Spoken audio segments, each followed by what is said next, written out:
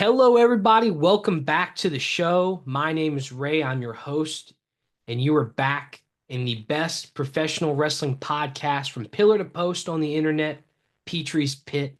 And I'm joined once again by my co-host, my tag team partner, the Arn Anderson, my Tully Blanchard, JDO Double G, Jordan. What's up, brother? Going on, brother? What's happening, everybody? Got an exciting show today. Uh, Uh, Christmas is oh, Christmas is come and gone. We're near the end of the year. Uh, I think it's time. 2024 Best in Wrestling, handing out some superlatives today. Um, it's been a good year in wrestling, hasn't it, Jordan? oh yeah, man, it's been a lot.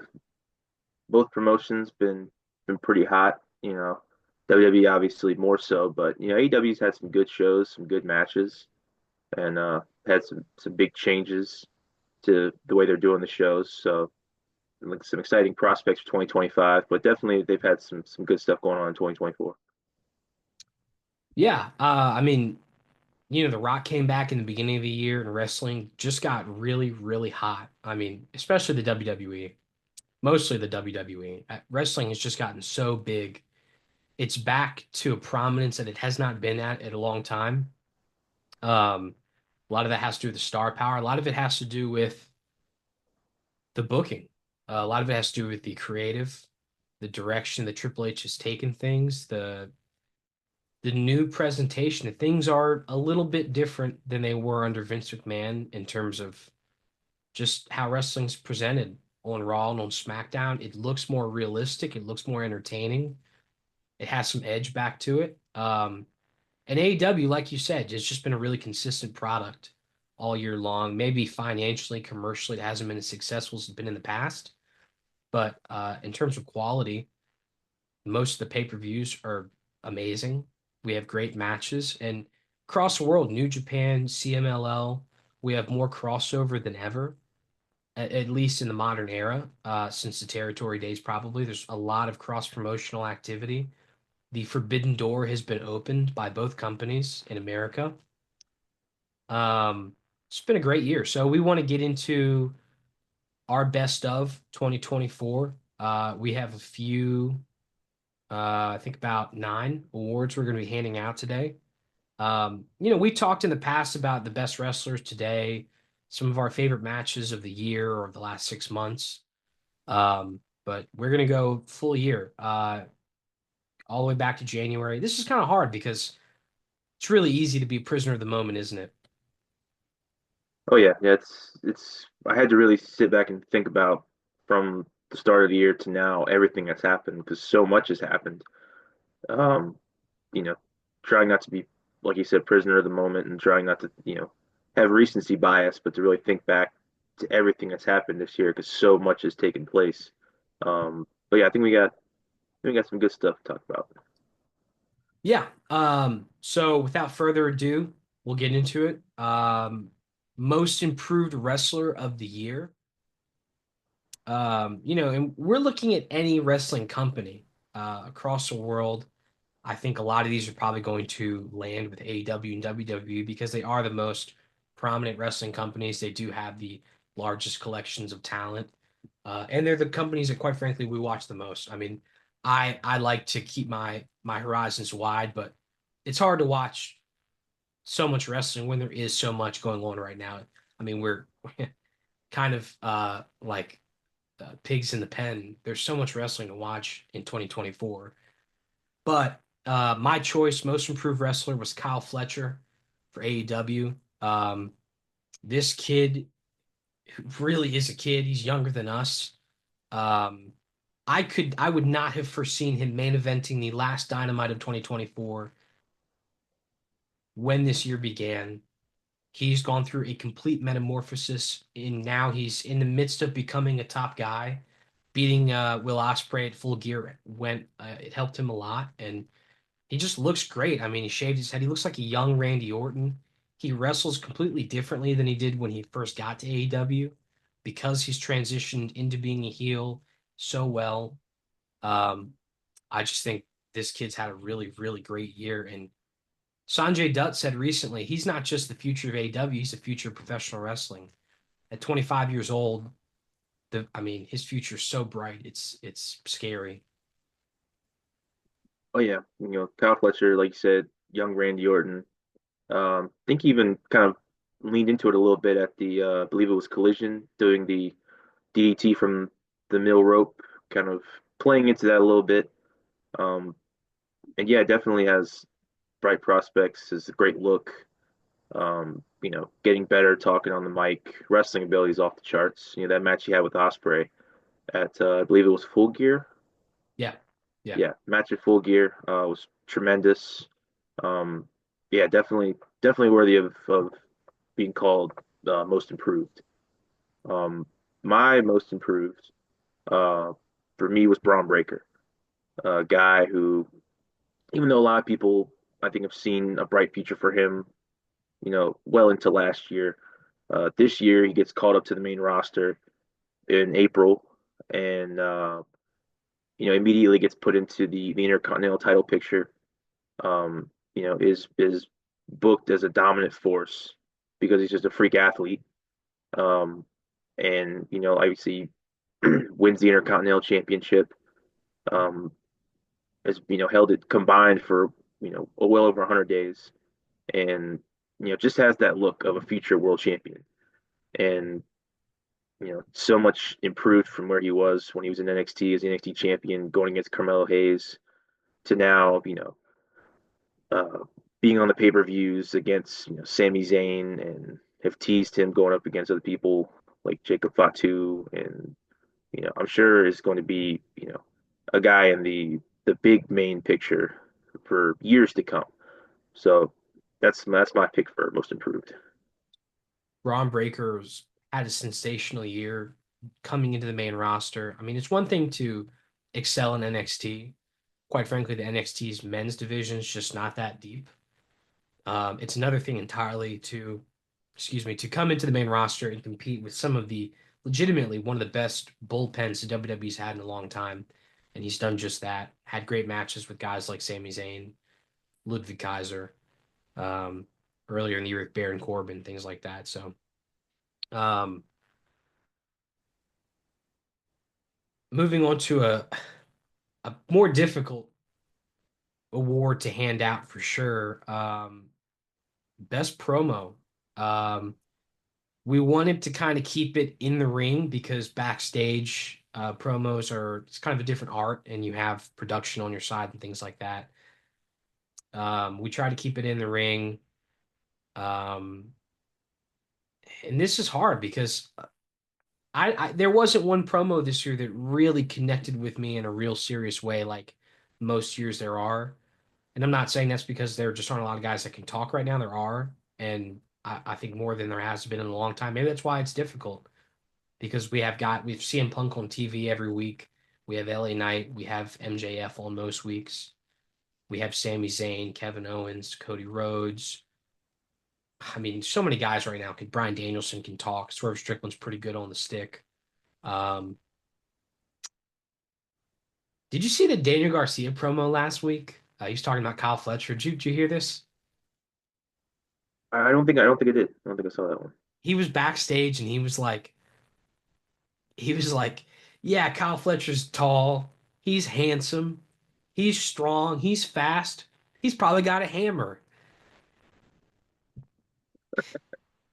And they're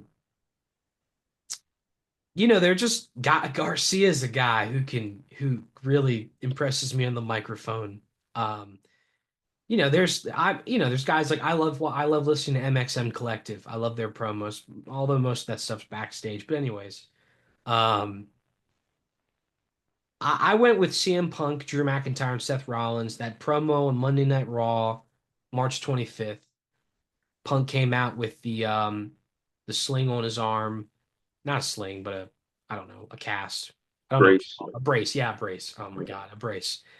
It looks like an exoskeleton. And he, was just calling out Seth Rollins, The Rock, Roman Reigns. The guy set up like the last year of his programs and probably the next year too. It was fantastic. Drew McIntyre came out, Seth Rollins came out. just a masterclass from those three guys. Um, you can't go wrong with Punk. I mean, you know, the best in the world. You can't go wrong. He's great on the stick. But Drew McIntyre has really impressed me a lot this year. And you could probably pick any number of his promos, but what did you pick, Jordan? Well, my pick also involves CM Punk, and it also involved Cody Rhodes. And my pick was actually at the very, very beginning of 2024. It was on Raw on January 22nd, right before the Royal Rumble. And it was Punk and Cody face to face in the middle of the ring. And, you know, two guys who are great talkers on the mic. Punk, as you just said, and Cody also. Um, and they just, just started talking about the match, what was going to happen, And I always think that the promos are always better when you're able to bring in some real life things. And Punk I was talking about Dusty and talking about Dusty calling Punk and saying, "Hey, my kid's going down to OVW, take care of him." And it also had one of my favorite lines in this exchange was Punk talking about Cody and his upbringing and Punk and his upbringing, and he's like, "I'm more the American dream than you are," and just a great line, and really made me hooked me into it, and really just made me want to see these guys go at it on the stick more. So that's my pick. Just two guys, two of the best in the business going at it. It's amazing that those guys didn't really interact in AEW when they were there, and I guess they weren't, they weren't there for a long time together. But it's just amazing that, to see where those guys are at now, in such prominent roles with the company. Um, yeah, that's a great promo. I mean, you really can't go wrong with Cody Rhodes and CM Punk. Both of those guys are impossibly good at talking. It's insane how great they are on the microphone. And we went a really long time in the WWE, in the late 2000s and the into the 2010s, where like the top guys were not great at talking for the most part. Some of them, John Cena was good, although some of the material he had was really bad. Punk was there, Randy's pretty good, but God, I mean, you had got Jack Swagger, and Ziggler's never been great on. He's never been great on the microphone, and Alberto Del Rio and Sheamus isn't that great on the mic, and you know, I don't know. It's amazing to see how many great guys there are right now who can really talk. Um, Bryan Danielson's promo in Cardiff before All In, where I'm the best fucking wrestler alive. That's great. Great rah rah promo. Um, LA Knight's promo on AJ Styles, where he interrupted him with the theme music and comes out. That's a great one. So we had a lot this year, but you picked it. That's a great choice, and you can't go wrong with Punk. Can't go wrong with Cody Rhodes. Are there any others for you that, honorable mentions you want to throw out there? Um, I mean the stuff with Seth Punk and Drew, I believe it was right before SummerSlam. It Hmm. was a great exchange between those guys. John Cena, when he came out of Money in the Bank, announced he was going on this retirement tour next year. I thought that was a great promo, a lot of passion. He's always been able to, deliver great promos. Especially when he's got something really good he can talk about. Yeah. So those are a couple other ones I think stood out to me as far as great promos. Moving on, our next award, Best Feud or Storyline. Um, I think these kind of go hand in hand because, a feud can be one person versus a group or vice versa. And anyways, um, I Brian Danielson, Swerve Strickland was short but good. Just the AEW versus the Elite, had highs, but it was a little wonky. Hangman Page and Swerve Strickland was really great, culminating in that sick match. And I say sick, not as in good, as in it was grotesque at all out. I mean, um, but for me, it's really between two guys. It's between Punk and McIntyre, and it's between Cody Rhodes and the Bloodline. Cody Rhodes finishing the story. and I chose Cody Rhodes finishing the story. I just think what a moment, you know. I mean, I could we could talk about the Mania match, the press conference, the Royal Rumble, just the entire road for Cody getting there to WrestleMania 40, beating Roman Reigns, culminating in that magical moment. It's fantastic. And the highlight of probably the wrestling year. I mean that run for WWE is about as hot as the WWE's been in since we were kids, 20 years. I mean, it's incredible the momentum that they rode getting Cody there. It's just unfortunate they haven't been able to quite keep it up, but that happens. Nothing can be sustained forever. But yeah, fantastic. And that match at Mania, we'll talk about it later, but it fantastic. But yeah, I mean, you know, can't even begin to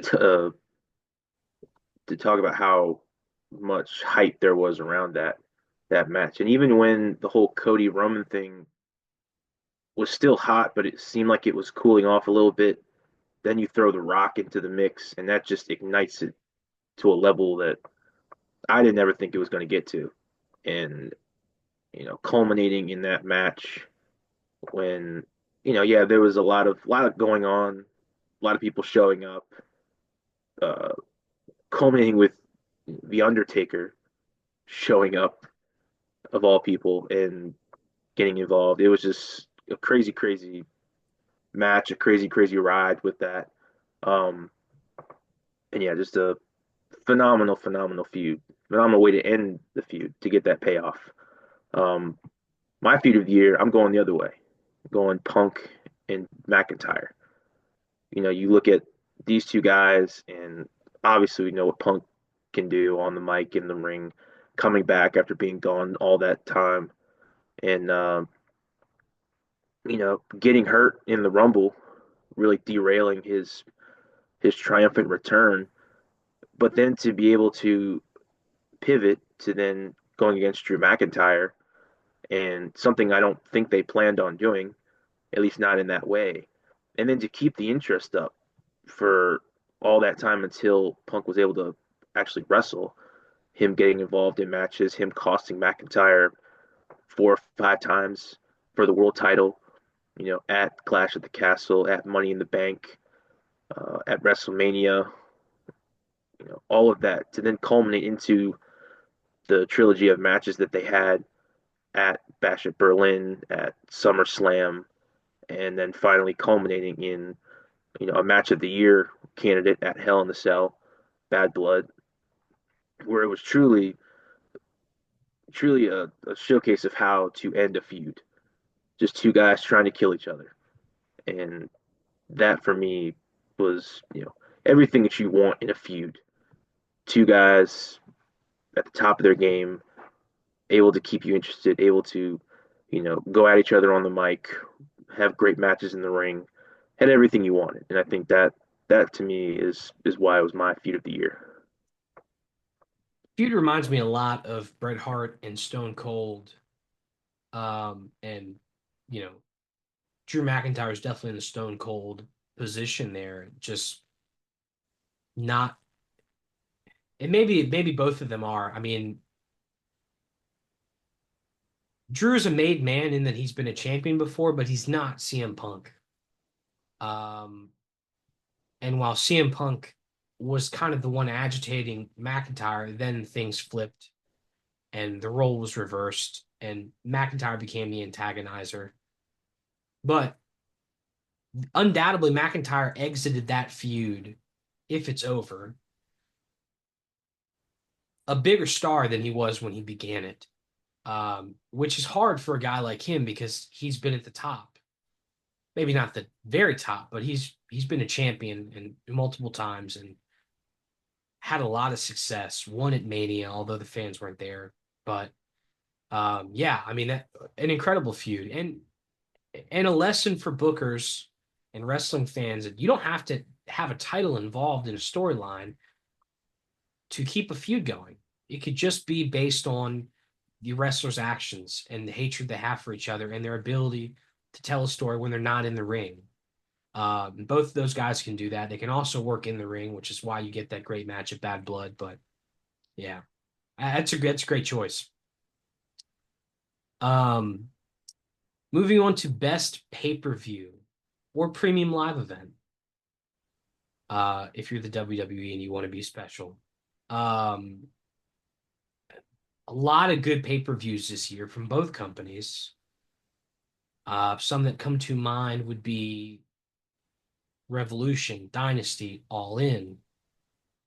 For the WWE, WrestleMania 40, SummerSlam, Bad Blood was pretty good. Bash at Berlin, maybe, I don't know. Backlash had a great main event. What did you pick, Jordan? Like you said, there's a ton of great pay-per-views this year, and I switched my pick multiple times because I just wasn't sure exactly where to go. But I actually ended up settling on AEW's All In, which obviously was the second time they had All In from Wembley Stadium. Uh, so many great things happened at that show. Obviously, the biggest, Bryan Danielson beating Swerve Strickland to win the AEW World Championship. The crowd was on fire. His family was there. Great all around moment for him. Mariah May winning the women's title, beating Tony Storm, Osprey and Will Osprey versus MJF for uh, the AW International Championship. Two of the best wrestlers in the company going at it. You usually can't go wrong there. Sting showing up was great.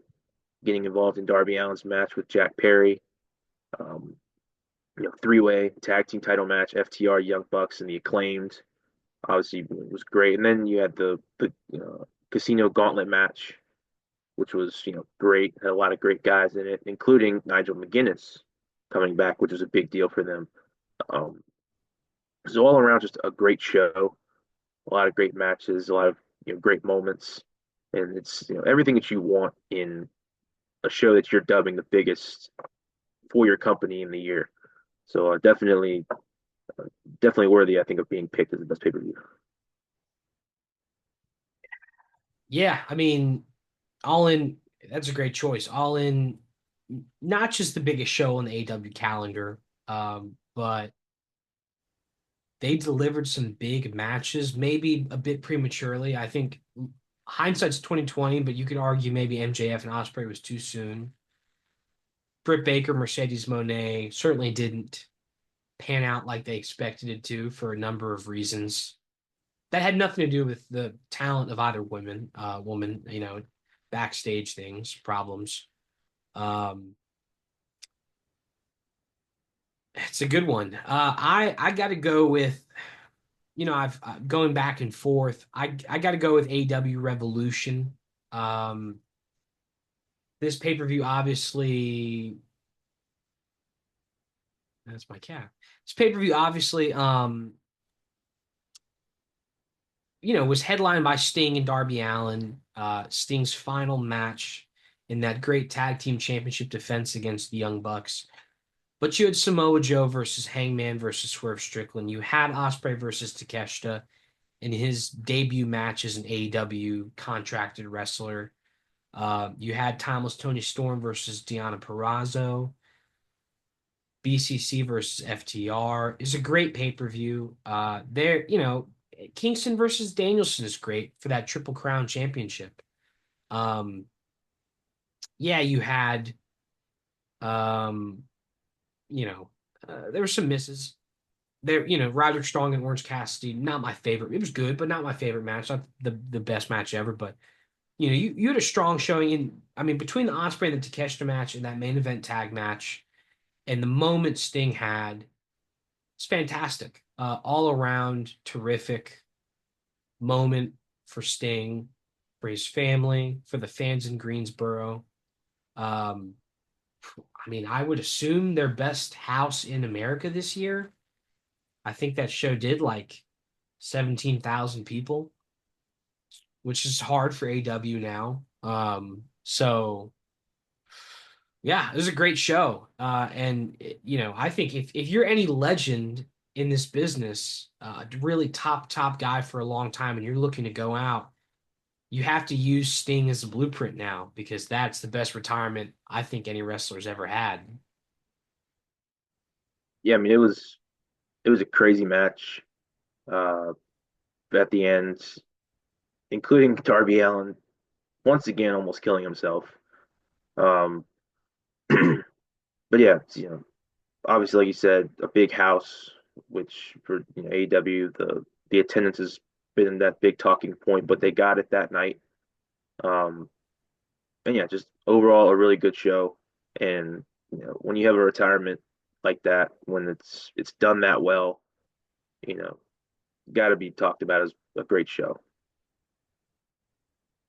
Best match. To me, this is probably the most important award you can get in any given year because when you go to a wrestling show, the thing you're focused on is the ring, and you want to see the action in the ring. And watching wrestling on television is great, but it's a live entertainment business, and I watch wrestling for the matches. I watch it to see storylines play out that culminate in matches. This was phenomenal.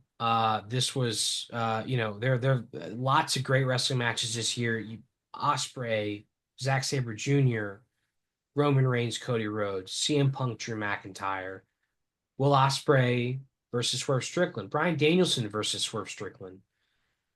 Um,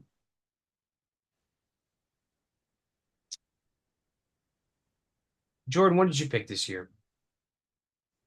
Well, my pick was Will Ospreay versus Bryan Danielson at AEW Dynasty, and you know, obviously, I think we've talked about it a lot. We both like Bryan Danielson a lot, and we both really like Will Ospreay, including having just seen him live against Darby Allin. Just unbelievable wrestler, unbelievable competitor, and these two guys, two of the best to ever do it, going against each other, and the crowd on their feet, and anytime you get a crowd losing their minds before the guys even touch, it's going to be a great match, and it was that. It was both guys, top of their game. Bryan Danielson, his career winding down.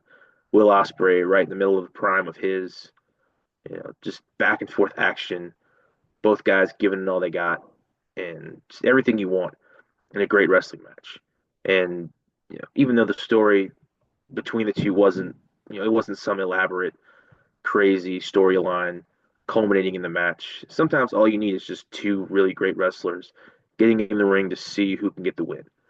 And culminating with Bryan putting Osprey over, you know, giving him that win since his, like I said, Bryan Danielson's career was winding down. Osprey's just getting going in AEW. Everything you wanted to have happen in that match happened. You know, um, just throw a few honorable mentions out there that I really considered. Osprey, Zack Sabre Jr., New Beginning in Osaka, and then that Cody Rhodes Roman Reigns match at WrestleMania 40 Sunday night was just probably the best WrestleMania main event I've ever watched in my lifetime. Now, going back, maybe there's some argument there, but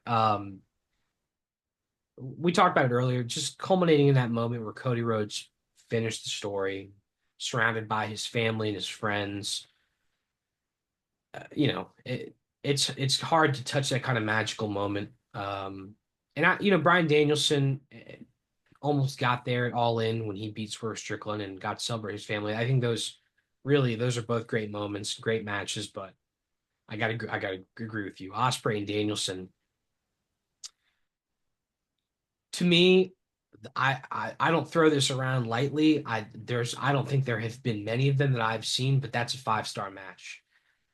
You tell this really simple story that Bryan Danielson is maybe the best wrestler of all time.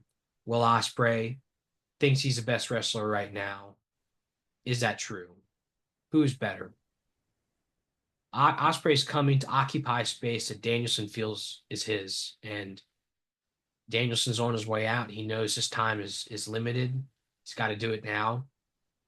Um, there's also the kind of the backdrop of the Tiger Driver, and Ospreay used it. He hurt Omega. He's going to keep hurting people. Danielson has to stop him from using it.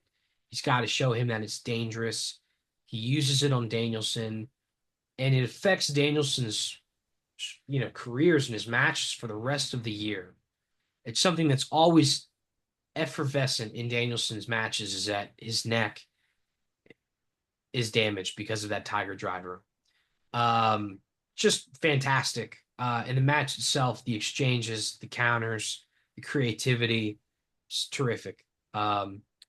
If everyone could give Ospreay that judiciousness, that timing, that sense of plotting something and letting it culminate, I think every match of his would just be that much better, which is a lot to say because his matches are fantastic. But this is to me a perfect match, and you're not going to see this every year. There were a lot of matches this year that a lot of other years would have been the match of the year, but this one is just that superb in my mind, and obviously in yours too. But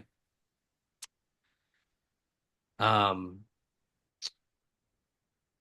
moving on to tag team of the year, it's been a really bad year for tag team wrestling. Is that safe to say?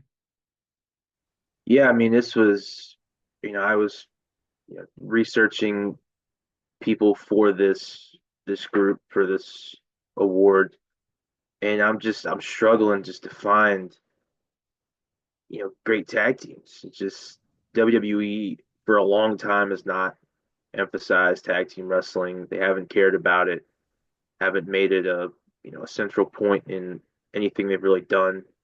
AEW has, to me, kind of fallen off with tag team wrestling. They haven't put that much emphasis on it. They've kind of fallen into that same mindset as WWE, where they have the singles guys, they have groups, and occasionally people in those groups will win the tag titles, but the tag titles themselves are never really held in high regard.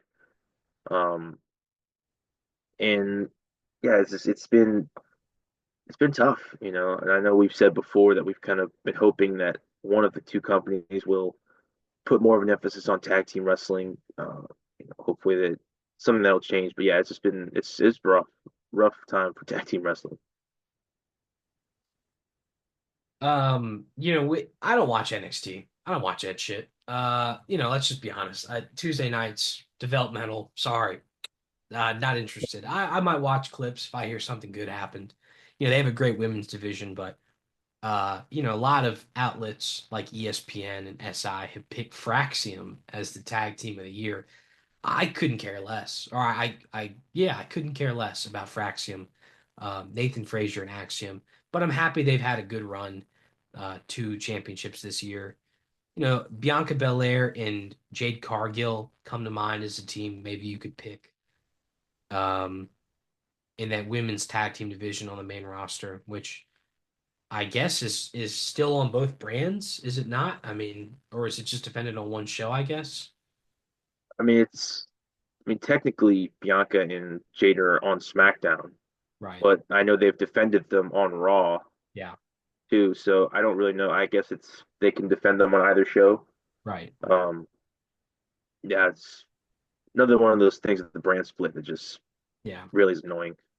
Um, I,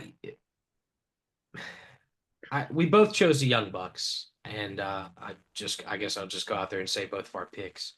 And it's reluctant, it's hesitant because these guys haven't had, for the Young Bucks, it's not been the best year of their career. I mean, they had the match against Sting and Darby, they lost. They go on, they win the tournament or the vacant championship against FTR at Dynasty, which is a good match. And then they had the Anarchy in the Arena match. I guess it's a tag match. They have blood and guts. I guess it's a tag match. But as tag team champions, they didn't have any great defenses, and really until the end, they had a pair of good matches with Private Party, and that match against the BCC was pretty good at Wrestle Dream. Um, Jordan, what do you? I mean, can we both just say I think we want better in 2025? Yeah, I mean, so like you said a bunch of times with tag team wrestling, it's not been emphasized that much on either company, and it's not for a lack of talent because there's talent there. And it's one of the reasons I got a little excited about the WWE tag team division was because they signed the Motor City Machine Guns. It's been rumored for a long time that they were going to get the Lucha Brothers. Um, obviously the whole Ray of Phoenix thing kind of threw a monkey wrench in that plan, but eventually he'll be there. Um, and then you have tag team, you have DIY, you have the Street Profits. Um, like you said, you have whatever you think of them. You have Fraxium, who are an established tag team you could bring up and have Mhm. them be part of the tag team division. You have Balor and JD McDonough, depending on what they do with Finn Balor in the future. So they have the ability to have a great tag team division if they wanted to, and for whatever reason, they just haven't done anything with it. And like you said, I picked the Young Bucks, but I really don't like the Young Bucks. I didn't want to pick the Young Bucks, but if you're looking at tag teams that have actually done anything this year, it's really been only them. I Yeah, mean, they were the tag team champions. They you know defended them they defended them all in against FTR and the Acclaimed. They've had a few other matches where it was them and the Elite versus a Team AEW, and just like you said, they've only it's only tag team that really was involved in anything main storyline. Uh, and yeah, so hopefully in 2025 that will change. I have my doubts about it because it just doesn't seem like either company is really putting an emphasis on it. Um, and to me, I mean, obviously like FTR is one of my favorite tag teams. Obviously, it's both of our favorite tag team, I think. For them to just kind of not be really featured at all, other than them being in you know 8-man tags, 6-man tags, being on the losing end of these matches against the Young Bucks. Um, it's been very disappointing. And also too with AEW, the Acclaimed, one of their most popular tag teams at one point, has fallen off. Looks like they're going to break up. mhm. So it's just there's a lot of things uncertain about the tag team divisions in both companies, but hopefully that will change. Hopefully next year when we're giving our 2025 awards, this pick will be a little more difficult in a good way, as Yeah. far as there being a lot of good tag teams. But for this year, for 2024, unfortunately, it is the Young Bucks that get the nod.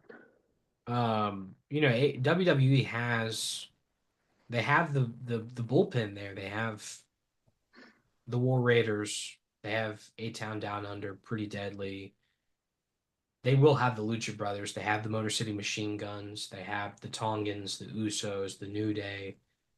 Um, I mean, I know they the Good Brothers, Fraxium. I mean, I'm not saying Fraxium's not a good tag team. I just who are they working against? You know what I mean? I mean, you got to put them on the main roster and let them work against great teams. You have DIY. I mean, you have the Judgment Day for whatever that's worth. That's not. I don't think that's a long-term tag team that you're going to be looking at, but you have the Street Profits. I mean, you have like 10 to 12 tag teams that you could split between two brands and have a good tag team division on both shows.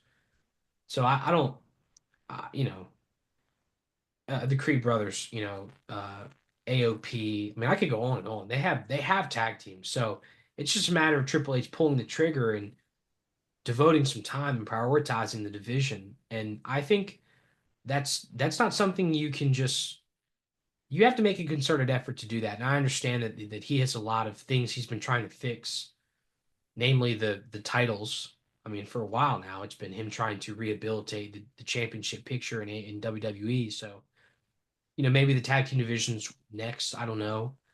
Um, but Anyways, um, uh, we have the last two awards here: women's wrestler and men's wrestler of the year. We'll start with the women's wrestler. There's lots of women you could pick. I mean, Roxanne Perez just had a phenomenal year in NXT.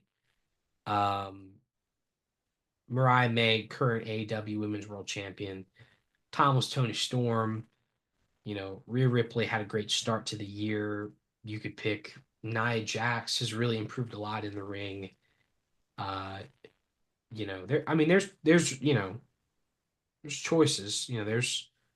There's play here. Jordan, who'd you pick?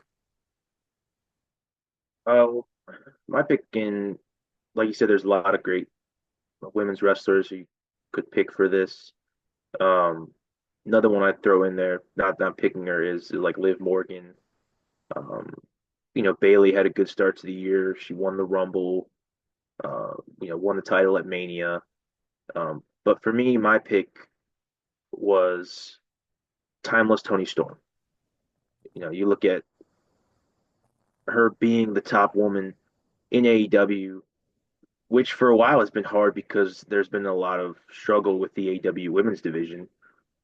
For a lot of it, it's about getting the audience to really care about the AEW women's division. And, there's a lot of great women's wrestlers, but it seems like Tony Storm is really the main one who has been able to bring eyeballs to the product, to have the fans behind her.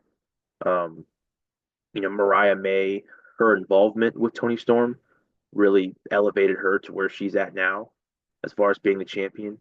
Um, and then, just recently, Tony Storm coming back and doing this, this different gimmick of her, having amnesia, I guess, thinking she's a rookie. But you listen to that pop when she came back from the crowd.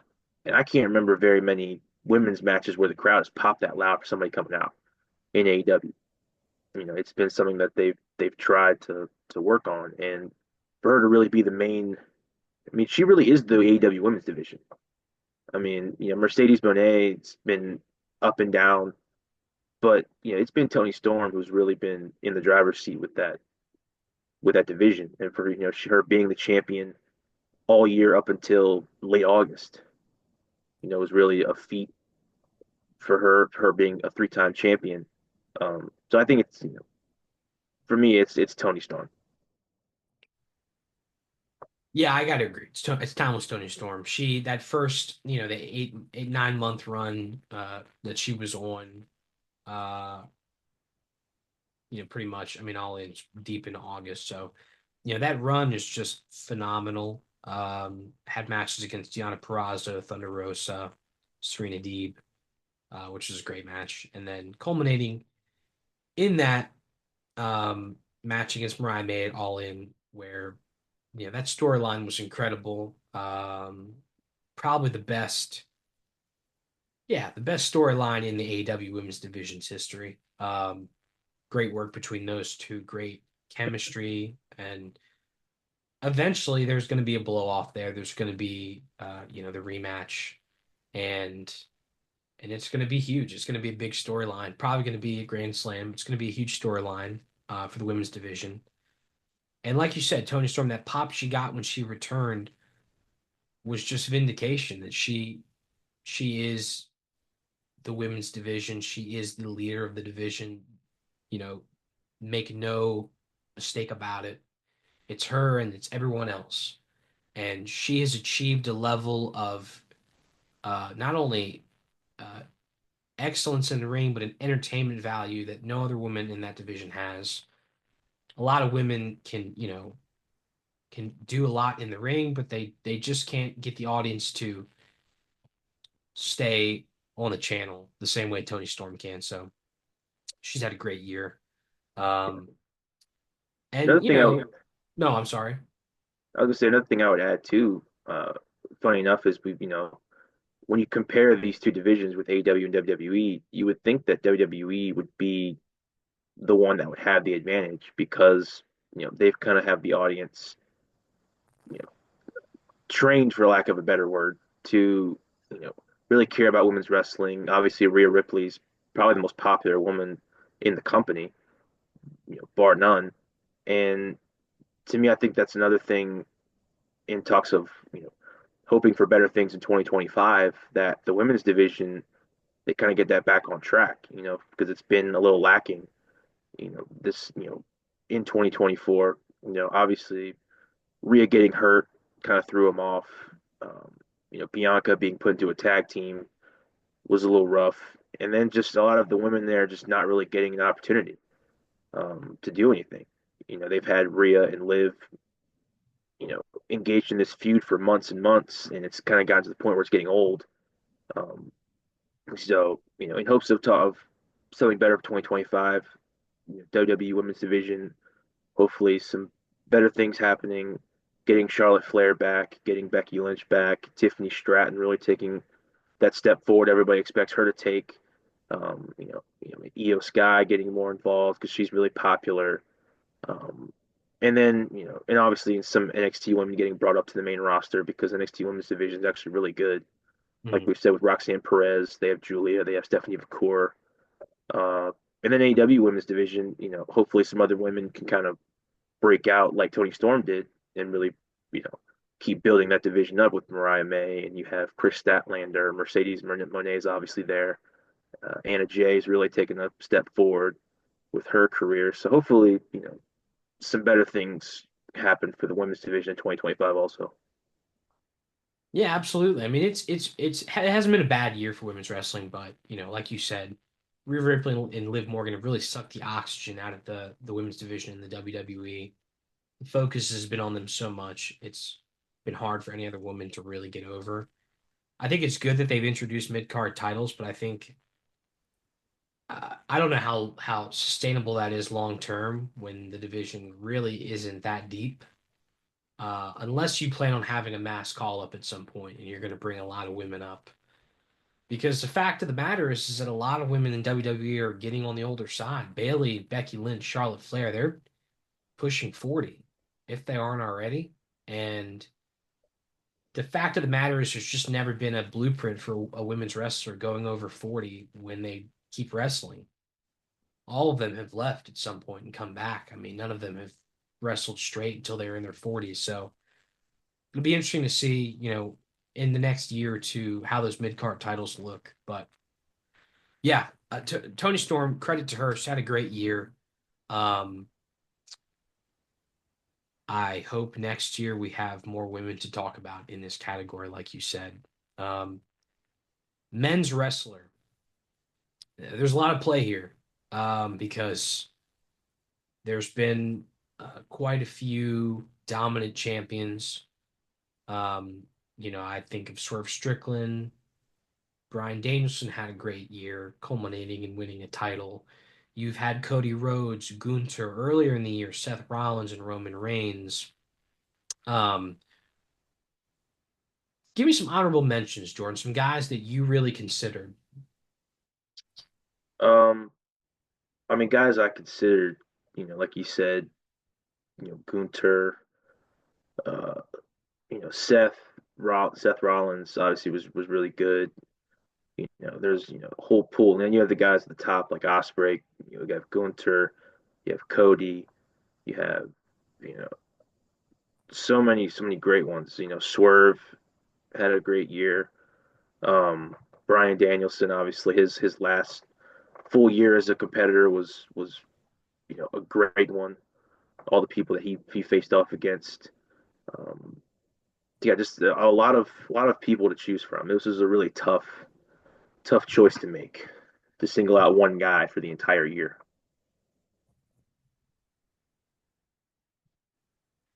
Who'd you end up choosing? I mean, who really stood out to you? So my choice, and obviously, taking everything into consideration, I had to go with, you know, my guy from the jump, Cody Rhodes. You know, obviously he's been the WWE champion since WrestleMania. He won the Rumble, and just a guy who's a workhorse, man. Looking into into the little research, I mean, he's wrestled almost 100 times this year, and you include the TV tapings, the house shows, the live events, the PLEs, all of it. And he's been that guy. He's been the workhorse. He's been the face of the company. And when you're the face of the company of the biggest wrestling company in the world, the clear cut face, you know, you can talk about his reign, whether it was good or bad, but he has been the guy, and he's been the champion. He's been one of the top merch sellers. Uh, he has taken over that role of what John Cena was kind of when we were growing up, as being the face of the company. Um, and you can talk about the bloodline being the main story, but Cody's is been the main guy. Roman was gone for a good part of the year, so having Cody there, having those matches against AJ Styles, against Solo, against Kevin Owens, now having this feud with Kevin Owens has been pretty. It's been really good. Um, potentially having matches against The Rock maybe in the future, going against Roman again. It's going to be I think a great 2025 for Cody too. But you know, looking at uh, everything taken together, I think it has to be Cody for Men's Wrestler of the Year. Back in November, we did a little list on the podcast, top 10 wrestlers of 2024. Cody Rhodes was number one on that list. Um, so I understand where you're coming from. I have to admit, I've really reevaluated this. I've thought about this from a whole year perspective, and you know, after going to Dynamite Live and watching that Osprey Darby Allin match, and just re-examining the year he's had, I have to go with Will Ospreay. Um, when you look at just the absurd catalog of matches he's had in 2024, it's insane how many great, I'm not good, great matches this guy's had this year. The Wrestle Kingdom triple threat, Josh Alexander in TNA, Okada in New Japan, Michael Oku in Rev Pro, the Dog Pound match in New Japan before he left, putting over the Bullet Club. Then Takeshita Revolution. He's had two bangers against Kyle Fletcher. Probably will again this weekend at World's End, which is still going to be this year. And if he wins that match, and he'll wrestle again in the finals at World's End for the Continental Classic, Continental Championship. Bryan Danielson match, the Casino Gauntlet match, Swerve Strickland, MJF 1 and 2, the match against Pac, the Wrestle Dream Triple Threat. We saw him wrestle Darby Allin. I gave it 4.5 stars. We were in the car. This motherfucker gave it 5 stars. We were just loved that match so much. 3 days later, he goes against Ricochet on Collision in the Hammerstein Ballroom, steals the show. Had a great match against Brody King on Dynamite. I mean,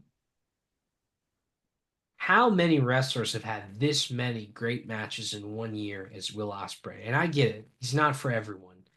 Some people, they don't think he sells enough. They don't think he gives things enough time to breathe. He doesn't always win. He definitely's gotten his ass beat a handful of times. So I know he wasn't a world champion this year. He did have the international title for a little while, but and I guess at the beginning of the year he was the IWGP UK champion. But um, it just the catalog of matches is absurd. It's unfair how good this guy is at wrestling, and I feel like I'd be lying to myself if I didn't pick him as wrestler of the year. Yeah, I mean, I love Osprey too. I mean, he's one of the best, if not the best wrestler in the world today. Um, got to think that next year a world championship is in his future. Can't imagine it not being. Um, and yeah, I mean, you look at the matches. I mean, he had a match that both of us picked as match of the year against Bryan Danielson. And you can look through all of his matches and probably find a few other ones that could be considered to be match of the year. Um, so yeah, I mean, I can't go wrong picking Osprey for a wrestler of the year, no question. But to me, if we're gonna pick wrestler of the year, it's got to be a guy who one was a workhorse, wrestling, anywhere and everywhere, and two, being a guy who was, a champion at one point, or at least, being around the title picture. And I don't think Osprey was quite there yet. Um, so next year we might be talking about Osprey as the clear cut wrestler of the year, having been the world champion for however long, because I'm assuming he's going to have a long title reign next year. Just got that feeling. Um, but yeah, between, I mean, you look at the pool of guys we're picking from. I mean, Cody Rhodes and Will Ospreay is who we're debating between. And I mean, you can't really go wrong picking either guy. Then you throw in Gunter, who ESPN picked as the guy. You can't go wrong with that pick either. So there's just, it really puts an emphasis on the fact that there was so many great wrestlers this year, both men and women. The fact that we're sitting here debating all these people, and we can name all these people who would be worthy of it. Um, so it just emphasizes how great of a year 2024 was for wrestling, and then how potentially big next year is going to be too, with Raw going to Netflix, John Cena's last ride, you know, all the great Matt, Cody. Well, who's he going to face? Is he going to face The Rock, Roman Reigns? What's Gunther going to do? Seth Rollins being healthy for hopefully most of the year. Punk being involved. And then AEW, obviously, we said with Osprey. Um, you know, Darby Allin, what's his future hold with the title? The Death Riders, where's that going to go? The Hurt Syndicate. A lot of great things potentially coming in 2025. But all these people that we've picked, all these matches, all these pay-per-views, just again, just emphasize how great 2024 was for professional wrestling. Yeah, this is it's been a phenomenal year, and really, like touching on what you just said, I think that's a great segue. This is kind of the end of an era for wrestling. Starting next Wednesday, Dynamite will be simulcast on Max every week.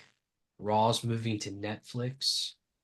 You look across sports, the NFL, NBA, everyone is selling their licensing rights to streaming services. Wrestling is not, it's just going to be a different business moving forward. The TV ratings will not be as important. We're going to be looking at, I mean, how do you measure success without TV ratings when Netflix's ratings aren't exactly public every week? Um, you know, it's going to be hard. It's going to be interesting to see. And obviously, it's a different viewership base, a different pool of people who can watch it and who cannot. Um, wrestling is changing so much, and this is really the end of an era for wrestling. Not necessarily in a very macro way in terms of this cable television era that we've been living in for the last 50 years. And wrestling is hot right now, like we said at the beginning of this show. And I think this WrestleMania season is just going to continue that streak with The Rock coming back, heading into WrestleMania, Raw moving to Netflix, a lot of moving parts. You have all the top guys back in WWE right now. So next week we're going to be talking all things Raw on Netflix. That debut show, uh, how much anticipation there is for it, talking about the card and what we're going to expect, and maybe some things that haven't been announced that we'd like to see. Um, Please like the video, share it with your friends, comment, let us know what you think about our awards, who you would have picked, where we went wrong. Follow us on Twitter, follow me on Blue Sky. And as always, thank you all for watching. Um, this has been a fun one, Jordan. Talk to him, buddy. Top dogs out.